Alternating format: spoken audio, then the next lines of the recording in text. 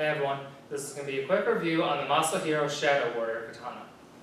I've had this sword for a little bit over 4 years now, and there's definitely some things I like about it and some things I do not like about it. So, let's get into it. First off, the Scott is not 13 inches, it's 12 and a half. So this would definitely be nicer if it was longer. The ray skin is white, which I'm not too big a fan of that, but that's personal preference right there. The Fuji and the Kasha are pretty nice quality. The blade has a bohi, which actually does whistle. This blade has a horimono on it, which is a blade carving.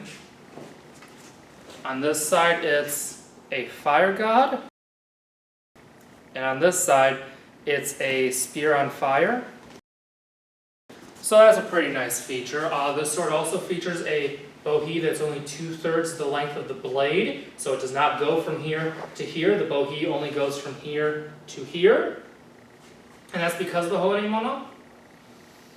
It does not have a real hamon, it's wire brushed, but that's not really too big a deal. I bought this sword with the intention of dulling it to use as a habikito or iaito. The tsuba that came on this, I ended up changing because I wasn't too big a fan of the theme. As I showed you, it has the fire god here and the spear on this side. The tsuba was Sakura's, so I didn't really match the theme too well. And then the Manuki were these really cheap plastic dragons, and you couldn't really make them out too well. So I ended up changing those as well. The habaki did not fit well. Neither did the seppa after I changed the habaki. So I ended up changing that. The ito was really cheap quality ito. It wasn't even real leather, I don't think, and it was actually irritating my hands. So that definitely had to go, and I ended up ripping it with my hands. The fittings, as you can see, I changed the finish because it was black before, and of course that finish always wears off, so I just took a rust eraser to give it some depth and contrast. So there's the Fuji, there's the Kashara, and here's the Manuki. I ended up changing those out too. So this is a samurai with a spear, and the other side is a samurai with a naginata. The tsuba is now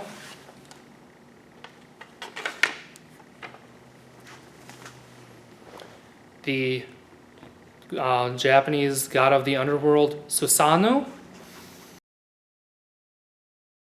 which I figured matched better with the theme, being that the samurai had spears. That definitely matched up with the blade better. And it was a Buddhist fire god. Used the Shinto god of the underworld. Figured that worked out better. This is red leather that I put on here. Eventually I'm going to lacquer the ray skin black, but that's, as I said, personal preference. The kisaki is not even on each side, and I looked, and it's not. The kisaki, if you look on this side, I'm going to do this carefully, it ends right there. Now if I just turn it, as you can see, there's space. So that does not match up.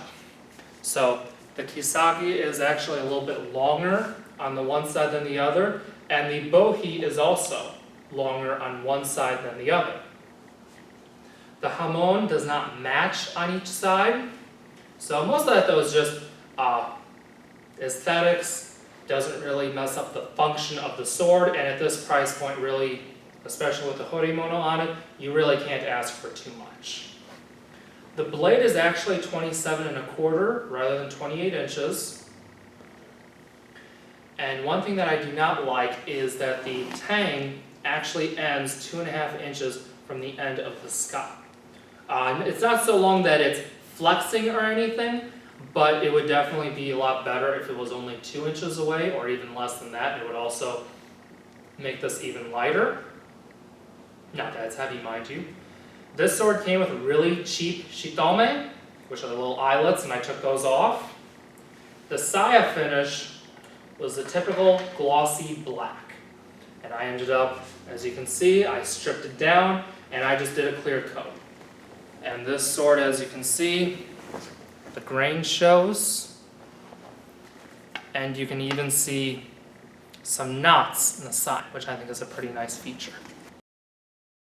Well, a couple last things to note. The sword had way too much space between the koiguchi and the kurigata when I first bought it. Right now it's only 1 palm's width, which is the way that it should be, but it was more like 5 or maybe even 6 inches when I first got it. I think it was closer to 5 inches. So I ended up taking care of that. And then the sagia was the really cheap, Ito-like material, so I changed that out for a nicer sagia. So, definitely a pretty nice blade if you are looking for a project blade, and if you don't mind some imperfections. But if you are looking for something that you just out of the box can just use, and that it's in perfect condition, I'd look elsewhere. With that being said, as I said, as a project blade, it's really nice. Like the Shinwa Odachi, a really nice project blade, so is this. And luckily for me, most of these fittings I already had laying around from other swords, or I took them off of other swords. So, I hope this was helpful and informative. Be sure to like, share, and subscribe. Follow me on Facebook, Instagram, and Twitter. And I'll see you in the next video. See ya.